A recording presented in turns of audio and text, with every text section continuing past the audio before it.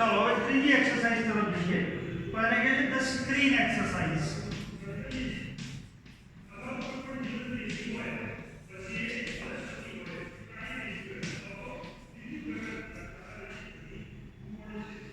The screen exercise એમાં શું કરવાનું કહે છે તો when emotions have taken you over it becomes nearly impossible to think clearly. જ્યારે તમે ઇમોશન્સ તમારા ઉપર હાવી થઈ જાય, જ્યારે તમે બહુ ઇમોશનલ થઈ ગયા હોય તો એ સમયે તમે નિર્ણય નથી લઈ શકતા. નિર્ણય લેવો બહુ મુશ્કેલ થાય. પછી સારા ઇમોશન્સ હોય કે ખરાબ હોય, તમે બહુ ખુશ થઈ ગયા હોય યાદ રાખજો તો પણ ડિસિઝન તમે સારો નથી લઈ શકતા. તમે બહુ દુઃખી હોય તો પણ ડિસિઝન નથી લઈ શકતા. બહુ ગુસ્સામાં હોય તો પણ સારો ડિસિઝન નથી લઈ શકતા, right? Then it becomes very easy to make unwise decision or to agree to something which is not your advantage.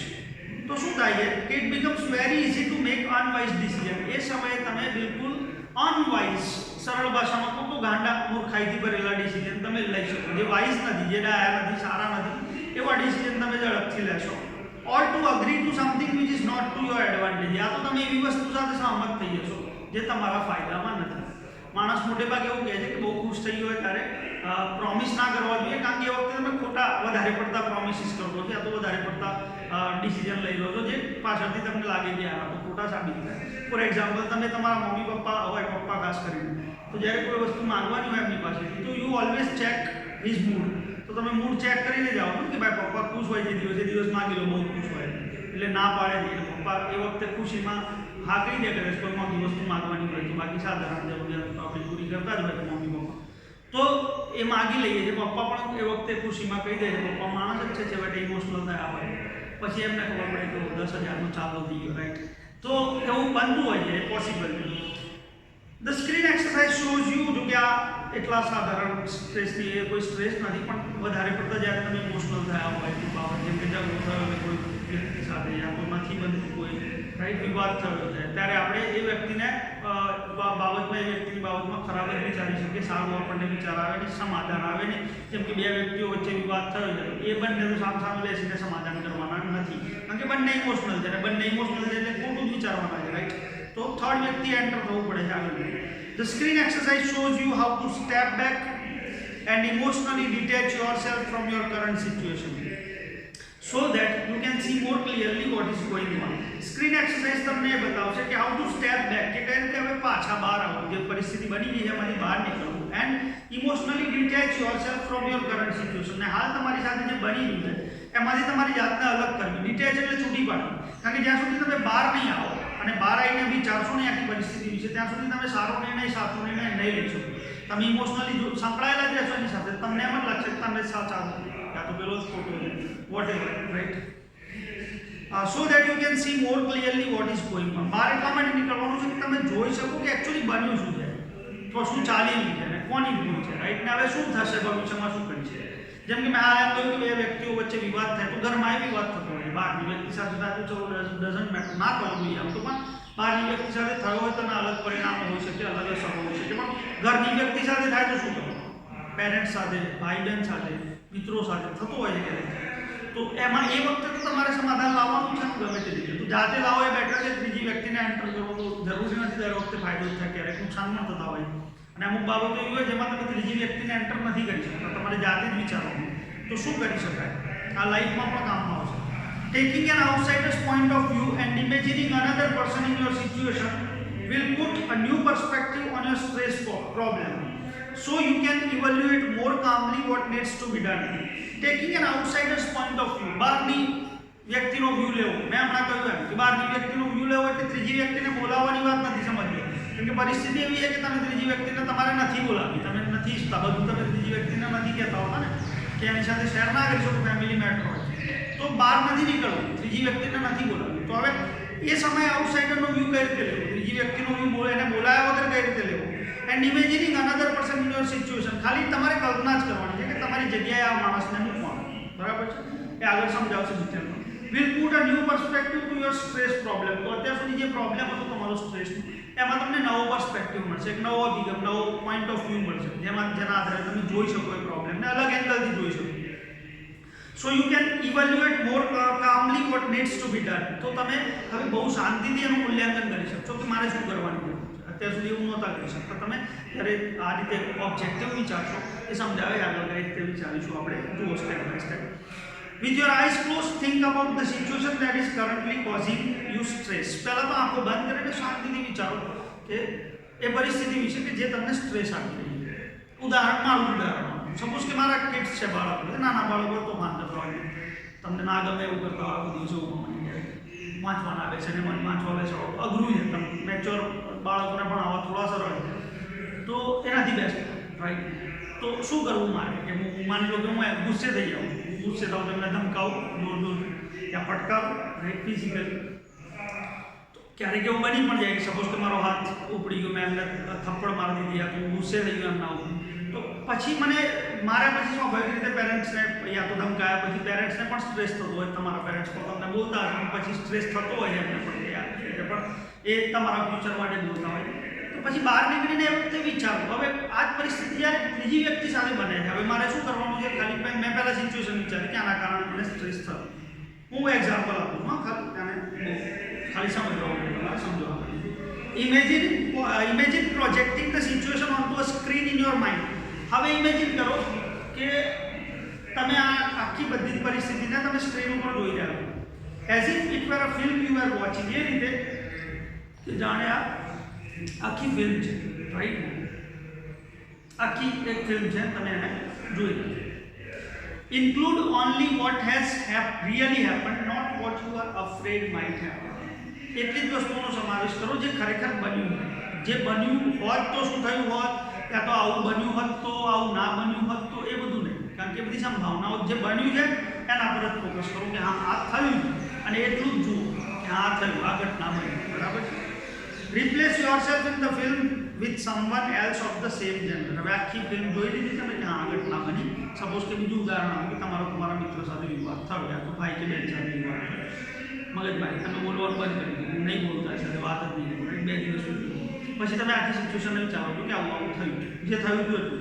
હવે શું કરો કે તમારી સેમ જેન્ડર, એટલે કે તમારી જેન્ડરનો છોકરો છે તો છોકરો, છોકરી છે તો છોકરી, એને રિપ્લેસ કરો. કોની સાથે? તમારા કોઈ મિત્ર સાથે, XY સાથે, રાઈટ? તમે નીકળી જાઓ ફિલ્મમાંથી, હવે એને મૂકી હા એના ઘરમાં આવું બન્યું એના ભાઈ કે બહેન સાથે, right? Watch the film as an outside observer. હવે તમે બહાર બેસીને આઉટસાઇડ ઓબ્ઝર્વર તરીકે જુઓ. અમારો મિત્ર હતો, એના ભાઈ કે બહેન સાથે અમારી થઈ, એણે બોલવાનું 2 દિવસથી બંધ કરી દીધું વગેરે. How do you feel about what is going on in the film? હવે શું લાગે છે તમને એ ફિલ્મમાં જે ચાલી રહ્યું તેના વિશે? What advice would you give the person who is replacing you on the screen? હવે તમે જે માણસને રિપ્લેસ કરો, જે મિત્રને રિપ્લેસ કરો, એને શું એડવાઇસ આપશો? એ મિત્ર માની લો કે તમારી પાસે આવે આ પરિસ્થિતિમાં, તો તમે એને શું સલાહ આપશો કે હા ભાઈ આખી જિંદગી તારે તારા ભાઈ કે બહેન સાથે બોલો, હે હા, પ્રોપર્ટી વેચી લે તો અત્યારથી અલગ પડી જાય, જુદો થઈ જાય, હા, કેસ કરી નાખ, રાઈટ? આવી કોઈ સલાહ આપશો નહીં આપો, સ્વાભાવિક રીતે નહીં આપો, કારણ કે તમારો મિત્ર છે. તમે એમ જ કહેશો કે ભાઈ કે બહેન છે, થાય મગજમારી દરેક ઘરમાં, છોડ દે, સમાધાન કરો, સોરી કહી દે, એને વાત પૂરી થઈ જાય, એમાં ભાઈ જ છે ને, બહેન જ છે ને. સો આપણે આ સલાહ બહુ સરળતાથી એને આપી દઈએ છીએ. હવે લાસ્ટ લાઇનમાં કહે છે બહુ મોસ્ટ ઇમ્પોર્ટન્ટ વાત, open your eyes again and act on your own advice. હવે કહે છે કે આંખો બોલી નાખો, જે સલાહ એને આપી એ સલાહ પોતાની જાતને આપી, કે આપણે પોતાની જાતને બહુ સારી સલાહ નથી આપી શકતા. તમે સમજવું બરાબર. લોકોને બહુ સારી સલાહ આપવામાં કોઈ પણ માણસ આવે તો તમે કોઈ બીજો સ્ટુડન્ટ હોય તો તમે એને કહી શકો આ નામ તમારા નામ હોય, ત્યાં વાંચવા બેસવાનું વાંચવું જોઈએ, મહેનત કરવી જોઈએ, રાઈટ?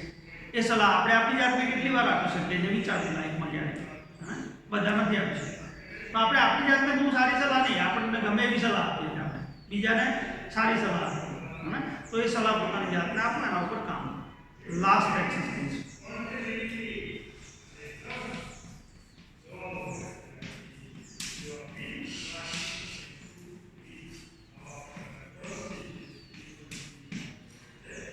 anticipating success. રીડ 1 ની લાસ્ટ એક્સરસાઇઝ.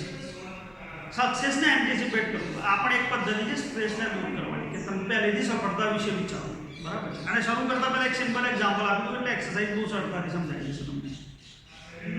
સપોઝ કે તમને એમ કહેવામાં આવે કે તમે 2 દિવસ આ પ્રોજેક્ટ ઉપર કામ કરો, સખત કામ છે, તમારે 18 કલાક 20 કલાક કામ કરવાનું છે, 2 દિવસ પછી આ પ્રોજેક્ટ પૂરો થઈ જશે તો તમને ટૂર ઉપર લઈ જવાનું છે, યા તો તમને આટલું વધારે ઇન્ક્રીમેન્ટ મળશે, પગારમાં આટલો વધારો મળશે, રાઈટ?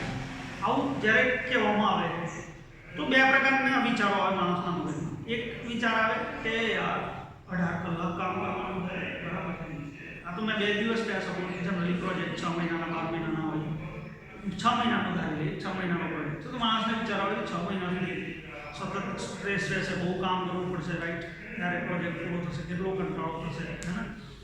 તો એક આ માનસિકતા છે, આ વિચારધારા. બીજી વિચારધારા, બીજો વ્યક્તિ વિચારે છે સીધો પેલે કે હા પગારમાં ઇન્ક્રીમેન્ટ આવશે, યા તો ટૂર પર દેવાનું છે, યા તો બોનસ મળશે, વગેરે વગેરે, રાઈટ? તો એનાથી ફાયદો શું થાય છે ખબર છે? કામ તો બંને કરવાનું. જો કામ તો તમે આ પરિસ્થિતિમાં વિચારો કે આ પરિસ્થિતિમાં, because you are doing job. Suppose કે તમે સ્ટુડન્ટ છો તો તમારે પણ કામ બંને પરિસ્થિતિમાં કરવાનું છે. તમે એમ વિચારો કે વાંચવાનો કંટાળો આવશે તોય વાંચવાનું છે, તમે એમ વિચારશો કે નહીં યાર હું સારું વાંચીશ તો મને રિઝલ્ટ સારું મળશે તો પણ વાંચવાનું બંને પરિસ્થિતિમાં છે ને. સો કામ તો કરવાનું છે, કઈ માનસિકતા સાથે કરો છો એનો બહુ મોટો ફરક પડે છે. તો અહીંયા કહે છે કે પહેલેથી સક્સેસને એન્ટિસિપેટ કરો, એટલે તમે પણ રિઝલ્ટ વિશે વિચારો કે હું બેટર રિઝલ્ટ મેળવીશ, 5% વધારે, 10% વધારે, વોટેવર, પહેલા નંબર પર આવીશ, ત્રીજા નંબર પર આવીશ, કે જે પણ મારું ગયું રિઝલ્ટ હતું એના કરતાં હું બેટર લાવીશ તો મારા પેરેન્ટ્સ ખુશ થશે, શું થશે, વગેરે વગેરે ને એન્ટિસિપેટ કરો, ધારો પહેલેથી, તો મજા આવશે. When life becomes too hectic, we can end up feeling mentally tied in knots. જ્યારે લાઈફ બહુ હેક્ટિક થઈ જાય, બહુ વ્યસ્ત થઈ જાય, જીવન હેક્ટિક એટલે બિઝી થઈ જાય, તો we can end up feeling mentally tied in knots. તો એ વખતે શું થાય, પછી આપણું દિમાગ જે છે ને બહુ જ ગૂંચવાઈ જાય. ટાઈડ ઇન નોટ્સ એટલે ગાંઠ થાય અને ટાઈ એટલે બાંધવી થાય. પણ કહેવાનો અર્થ એ છે કે જ્યારે દિમાગ બહુ જ ગૂંચવાઈ જાય છે ટાઈડ ઇન નોટ્સનું, nothing seems easy and positive. કશું સરળ નથી લાગતું, પોઝિટિવ નથી લાગતું, હકારાત્મક નથી લાગતું. Pessimism sets in and we can not see a way out of a current problem. એ વખતે આપણામાં પુષ્કળ પ્રમાણમાં પેસિમિઝમ આવી જાય. પેસિમિઝમ એટલે નિરાશાવાદ થઈ જાય, બધી બાજુથી આપણને નિરાશા લાગે, એમાંથી બહાર નીકળવાનો કોઈ રસ્તો દેખાતો નથી. We can open a source of optimism with the technique of anticipating success. તો કહે છે કે શું કરી શકીએ આપણે સોર્સ ઓફ ઓપ્ટિમિઝમ એ વખતે લાવી શકીએ, હકારાત્મક અભિગમ લાવી શકીએ આ જે ટેકનિક છે એના દ્વારા, એન્ટિસિપેટિંગ સક્સેસ વાળી ટેકનિક. માણસ જ્યારે બહુ થાકી જાય ત્યારે એ વિચારે કે હા આજે સાંજે આ કામ પૂરું થઈ જશે, પછી કેવો આનંદ આવશે, બરાબર? જેનું પરિણામ આવશે ત્યારે કેવો આનંદ આવશે, તો ફરીથી કામ કરવાની પ્રેરણા મળે. પહેલું step, settle back in a chair and close your eyes. આંખો બંધ કરો ને ખુરશીમાં બેસી જાઓ. Experience with all your senses what it feels like to have achieved something and enjoy the resulting feeling of relief and relaxation. શું કહે છે? Experience with all your senses what it feels like to have achieved something. તમે વિચારો બધા જ senses દ્વારા, શરીરના જેટલા પણ સેન્સીસ તમારા છે એક્ટિવ, એના દ્વારા વિચારો કે આ જ્યારે મને સફળતા મળશે ત્યારે કેવું લાવશે, એ રિઝલ્ટિંગ ફિલિંગ જે આવશે, જે છેલ્લે જે ફિલિંગ આવશે આરામની ને રાહતની, એ કેવી ફિલિંગ આવશે? જેમ કે 12th સ્ટાન્ડર્ડ તમારી વાત કરો, અત્યારે તમે વાંચી રહ્યા છો, મહેનત કરી રહ્યા છો, તો કંટાળો તો આવે, એવું વિચારો કે હા ભલે અત્યારે વાંચું છું, મતલબ કે મજા નથી આવતી, પણ જ્યારે રિઝલ્ટ આવશે, 12મું ધોરણ પૂરું થઈ જશે, છેલ્લું પેપર પૂરું થઈ ગયું હશે, ત્યારે કેવી રાહત થશે, રાઈટ ને? અને એ પણ સારી રીતે પૂરી થશે તો રાહત, નહીં તો પાછું ત્યાં પણ કંટાળો હશે. એટલે સારી રીતે પૂરું કરવા માટે અત્યારે મહેનત કરવી જરૂરી છે. તો એ ફિલિંગ કેવી હશે, એ આનંદ કેવો હશે, ઘણા વિચારતા હશે, right? Hang on to the positive feeling and bring them back with you into the here and now. અને શું કહે છે કે આના ઉપર ટકી રહો, પોઝિટિવ ફિલિંગ રોજ આને યાદ કરો, વારંવાર યાદ કરો. ઓપન યોર આઈઝ અગેન, પછી આંખો ખોલી નાખો. Make sure you don't get all tangled up in considerations about how the situation will resolve yourself. આ ધ્યાન રાખવાની જરૂર છે હવે કે મેક શ્યોર, એ ધ્યાન રાખો, you don't get all tangled up in considerations. Consideration એટલે ધારણાઓ, tangled up એટલે ફરીથી ફસાઈ જાઓ, ગૂંચવાઈ જાઓ. તમે એવી ધારણાઓમાં ના ગૂંચવાઈ જાઓ about how the situation will resolve itself. એ વિધારણાઓમાં ના ફસાઈ જાઓ કે સિચ્યુએશન જાતે કઈ રીતે રિસોલ્વ થશે. કેટલાક લોકો એવું વિચારતા હોય કે સમય જવા દો તો ધીમે ધીમે થશે, આજે કંટાળો આવે ભણવાનો, કાલે નહીં આવે, પરમ દિવસે નહીં આવે, કંટાળો વધશે, જાતે સોલ્વ નહીં થાય, તમારે સોલ્વ કરવો પડશે. It will look after itself as long as you keep your aim firmly in your mind.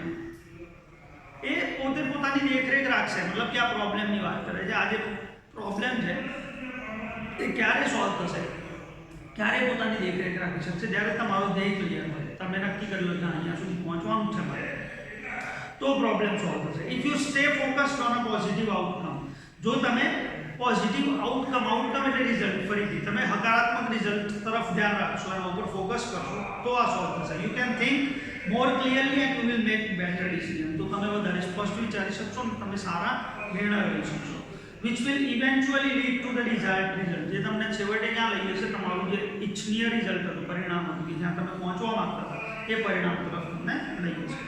If there could be a number of different positive outcomes, then simply concentrate on visualizing one version today and another version tomorrow. If there could be a number of different positive outcomes, એવું કહે છે કે માની લો તમને એવું લાગે કે આ કામ કરવાથી મને એક નહીં વધારે પરિણામો મળવાના છે, વધારે સારા પરિણામો મળવાના છે, તો એમ કહે છે કે બધા એક સાથે ના વિચારો, simply concentrate on visualizing one version today and another version tomorrow.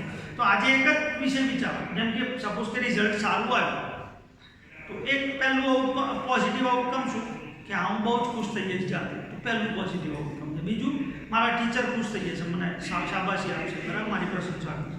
Third, મારા પેરેન્ટ્સ ખુશ થઈ જશે. ફોર્થ, સોસાયટીમાં મારો વર્ડ પડશે. ફિફ્થ, મને સારી જોબ મળશે, સારું એડમિશન મળશે, રાઈટ, સારું એડમિશન સારી જગ્યાએ મળશે તો સારી જોબ મળશે, સારી જોબ મળશે તો હું સારી લાઈફ જીવી શકીશ. તો ઘણા બધા પોઝિટિવ આઉટકમ્સ થયા ને આ બધા સ્ટેપ બાય સ્ટેપ અઠવાડિયામાં 7 છે તો 7ને રિપીટ કરતા રહો અલગ અલગ દિવસે, રાઈટ, તો વધારે પરિણામ છે. This is not an exercise in correctly predicting the future. આ કોઈ એવી એક્સરસાઇઝ નથી એમ કે જ્યાં તમે ફ્યુચરને પ્રેડિક્ટ કરી લો, કોઈ ભવિષ્ય જોવાની વાત નથી આપણે કે ભવિષ્ય હું જોઈ લઉં બેઠા બેઠા કે હું આમ બનશે, but rather a way of clearing negative thoughts from your mind. પણ દિમાગમાંથી નેગેટિવ થોટ્સને હટાવવાની પ્રક્રિયા છે, કારણ કે નેગેટિવ થોટ્સ મેં કહ્યું ને વાંચવા બેસે તો નેગેટિવ વિચારો પણ આવે કે આ કંટાળો આવે, નથી યાદ થતું, ને ક્યારેક કોઈ જગ્યાએ જોબ તો મળતી નથી, લાઈક તો ઘણા બધા પ્રકારના નેગેટિવ થોટ્સ એ વખતે આવતા હોય, એને હટાવવાની પ્રક્રિયા છે, અને focusing on a positive state અને હકારાત્મક અવસ્થા તરફ જવાની, એના તરફ વિચારવાની આ પ્રક્રિયા છે. તો આ જે એક્સરસાઇઝ કે જે તમે હેલ્પ જે કરી શકે, જે તમને સ્ટ્રેસ દૂર કરવામાં. હજુ આપણે રીડ 2 જે જોવાનું છે એમાં આપણે સ્ટ્રેસ કંટ્રોલ એક્સરસાઇઝ એનું તો ટાઇટલ જ છે, એટલે એમાં બીજી 3-4 એક્સરસાઇઝ વિશે હજુ વાત આપણે રીડ 2માં કરવાની છે, રાઈટ, એ આપણે નેક્સ્ટ ટાઈમ કરીશું.